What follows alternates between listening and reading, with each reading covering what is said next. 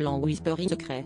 Il y a des choses qu'on accepte par politesse, même quand une voix intérieure nous hurle de dire non. Quand mon voisin m'a demandé de garder sa plante étrange pendant son absence, il m'a tendu le pot avec un sérieux glacial. Il a juste murmuré, ne la regarde jamais après minuit. Sur le coup, j'ai ri nerveusement, pensant à une blague de jardinière excentrique. Pourtant, à peine la porte refermée, j'ai ressenti un malaise grandissant, comme si la plante, recroquevillée dans son pot noir, m'observait déjà. La première soirée, j'ai tenté de l'ignorer. Mais à minuit pile, alors que je m'apprêtais à éteindre la lumière, un son faible a rampé jusqu'à mes oreilles. Un chuchotement, tremblant, qui prononçait lentement mon prénom. Je me suis figé, la peur me glaçant les os. Je n'avais jamais cru aux histoires de plantes carnivores ou de malédictions, mais ce simple son a suffi à me faire douter de mes certitudes. Je me suis convaincu que c'était le vent qui s'engouffrait sous la porte.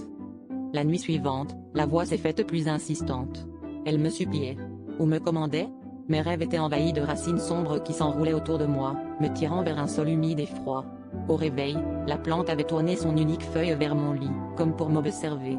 J'ai voulu m'en débarrasser, la jeter par la fenêtre, mais mes jambes refusaient de bouger. Une force invisible m'obligeait à rester. Hier soir, j'ai finalement cédé à la tentation et j'ai fixé la plante après minuit. Son cœur s'est ouvert, dévoilant un œil luisant, injecté de sang, qui me fixait avec une intensité inhumaine. J'ai senti des racines invisibles s'enrouler autour de mon esprit. Maintenant, je comprends pourquoi mon voisin ne voulait plus s'en occuper, il n'a jamais vraiment quitté l'immeuble.